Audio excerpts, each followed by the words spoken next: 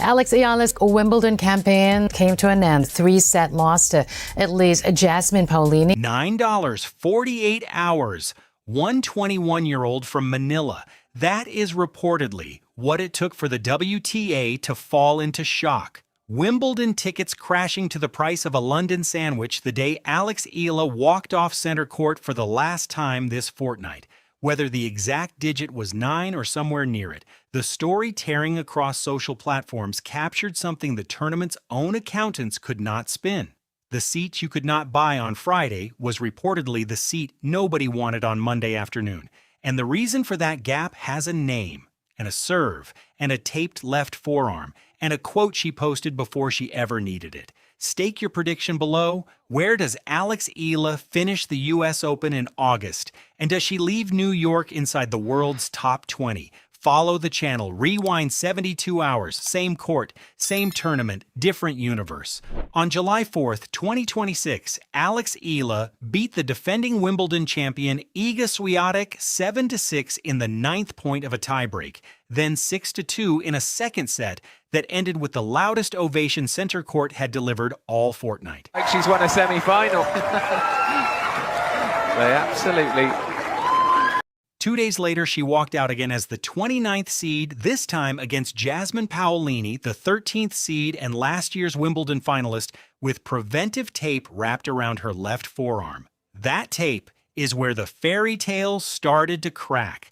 Paolini won 6-4, 4-6, 6-3 on Monday, July 6th. Clean match, no controversy, no villain in tennis whites. The villain, if there is one, showed up an hour later in the marketplace outside the stadium. According to viral reports circulating on YouTube channels within hours of the final ball, center court resale seats began appearing at prices so low they read like typos. $9 for the court, where Roger Federer once cried. $9 for the court where 2 days earlier, 10,000 people had risen to their feet for a Filipina nobody outside Manila had heard of a year ago. The WTA did not release a statement. Wimbledon did not release a statement. Neither had to. The screenshots did the talking, and the pattern they exposed was not about Paolini and not about Swiatek. It was about a tournament that had quietly, accidentally tied 1 week of its economy to one player's tournament life. Start with the fact that cannot be argued. Friday, July 4th, center court, Eala versus Swiatek, the defending champion, the world number 3, a 5-time major winner. Eala takes the first set in a tiebreak that stretches to 18 points. She takes the second 6-2. Wimbledon's own Instagram account posts the highlight reel within the hour. 22,000 likes and climbing, the most engaged clip on the tournament's grid that day. This was not a lucky underdog moment. This was a defending champion being dismantled on the sport's most sacred lawn by a player ranked outside the top 30. Now compress the timeline the way the market did. Friday, standing ovation. Saturday, her face on every Filipino newspaper front page and a viral photo with Catherine, Princess of Wales. Sunday, rest day. Monday afternoon, gone. And by Monday evening, center court seats reportedly changing hands for less than the strawberries and cream sold inside the gate. Compare that to what Eala herself walked away with. £300,000 in prize money, roughly $396,000 US, a projected new career high ranking of world number 28, the highest any Filipina has ever climbed. While the resale market for her seat was allegedly cratering, the market for her future was multiplying by the hour. This is where the fans who called it early get their moment. Every Filipino who bought a Wimbledon streaming pass because of one player, every diaspora household in Dubai and California and Toronto that stayed up past midnight for a round of 16, the market just confirmed what you already knew. You were not being sentimental. You were watching the tournament's actual demand curve and calling it out loud before the accountants caught up. Here is the fact check that makes the story sharper, not softer. Wimbledon has always operated a charity resale kiosk behind number 1 court where returned center court tickets sell for £15 and outer show courts for $10. That system is not new. It is philanthropic by design, with every pound funneled to the Wimbledon Foundation. So the raw number, $9, $10, $15, was never the shock. The shock was that a system nobody talked about for years suddenly became the headline the moment a 21-year-old Filipina lost a third set. Pattern recognition then. The Emma Raducanu U.S. Open run of 2021 quadrupled UK viewership overnight.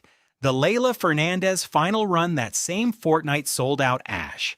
The Coco Gauff Wimbledon debut at 15 drove a demographic surge tennis had not seen in a decade. Every time a non-favorite from an underrepresented tennis nation catches fire at a slam, the local demand curve moves with them and collapses without them. Eala did not break the model. Eala confirmed it. And she confirmed it against the defending champion on the biggest court in the sport, in a match Wimbledon's own social team could not stop replaying. Consider the voice that has been sitting in the Wimbledon commentary booth watching every ball of this fortnight. 18 Grand Slam singles titles, 9 of them won on the very grass where Eala just wrote her name. A Hall of Famer whose opinion of a young player has for 4 decades functioned as an early scouting report the entire tour eventually catches up to. Martina Navratilova watched the Paolini match live on air. Per broadcast recaps circulating on tennis forums, she flagged the serve as an area Eala needs to sharpen while praising the Filipina's competitive intensity against a former Wimbledon finalist.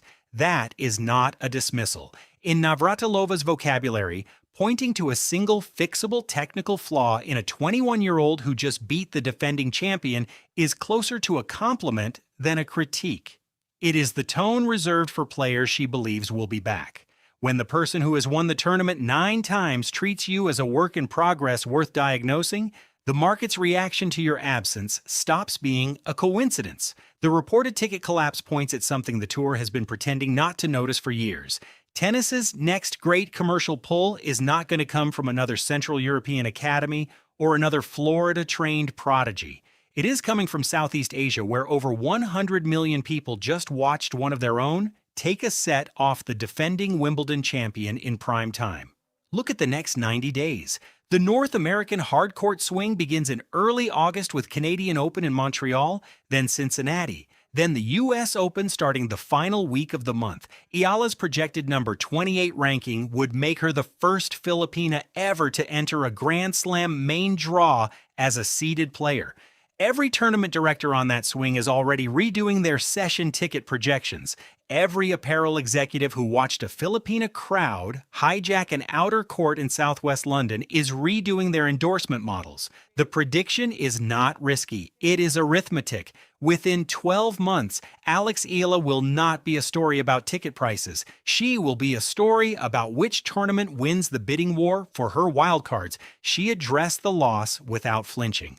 Her serve, she admitted, was not where it needed to be. She said everyone has days when their best tennis does not show up. And she said the only thing she can control is how she approaches the next one.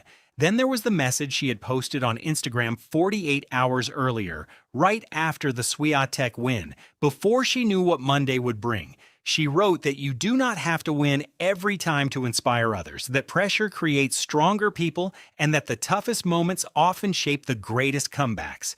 Read in sequence, it looks less like a caption and more like a note she wrote to her future self and left on the counter. The $9 ticket, the 300,000-pound check, the standing ovation for Swiatek, the tape on her left forearm, the quote about paving the way for young girls that Reuters put on the wire before anyone knew how prophetic it would sound 4 days later. The tickets did not crash because Alex Eala lost. They crashed because for 1 week she made a 149-year-old tournament worth more than it had asked to be worth, and the marketplace corrected the second she stopped playing. That is not a collapse. That is a valuation. Now, the question worth arguing over in the comments: should Wimbledon be doing more to protect demand around players who move markets like this, or does the reported $9 seat prove that one 21-year-old from Manila has already outgrown the tournament that gave her center court? Stake your prediction below. Where does Alex Eala finish the U.S. Open in August? And does she leave New York inside the world's top 20? Follow the channel and settle the argument with the rest of us when the draw comes out. The receipts will be waiting.